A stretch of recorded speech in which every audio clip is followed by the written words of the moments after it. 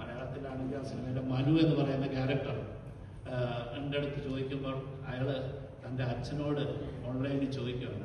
തന്മാത്രയുടെ പശ്ചാത്തലമല്ല, ഒരുപാട് നാളുകൾക്ക് ശേഷം മാറുന്നുണ്ട്.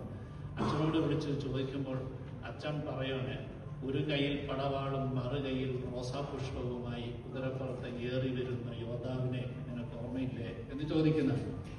അതാണ് ഒരു ഇറാനിയൻ അല്ലെങ്കിൽ മുഗൾ കൾച്ചറിലേക്ക്, നമ്മുടെ ഭാരതത്തിലേക്കൊക്കെ വന്ന ഒരു റോസാപ്പൂ പോലും നമ്മൾ ചൂണ്ടിക്കുന്നത് ഇത്തരത്തിലുള്ള ഒരു സംസ്കാരത്തിൽ.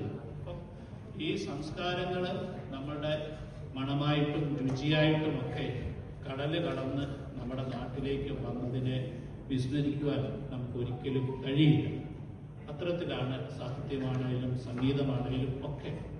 അത് അതിൻ്റെ ആഴത്തിലുള്ള പഠനങ്ങൾ നമുക്കറിയാം. നമ്മളൊക്കെ ഇവിടെ കൂടുതൽ ആൾക്കാരും പ്രവാസികളായിട്ട് ഇവിടെ നിൽക്കുന്നു എന്ന് പറയുമ്പോൾ വലിയ ആഴത്തിലുള്ള പഠനങ്ങൾക്ക് സാധ്യമാകുന്ന തരത്തിൽ ഈ ഒരു സംഘടനയ്ക്ക്, ഈ ഒരു അസോസിയേഷന് ഭാവിയിലുണ്ടാകും കഴിയും എന്നുള്ളതാണ് എനിക്ക് ഇതിൻ്റെ മുന്നോട്ടുള്ള ഒരു ഗതിയെക്കുറിച്ച് എനിക്ക് ആശംസിക്കാനുള്ളത്.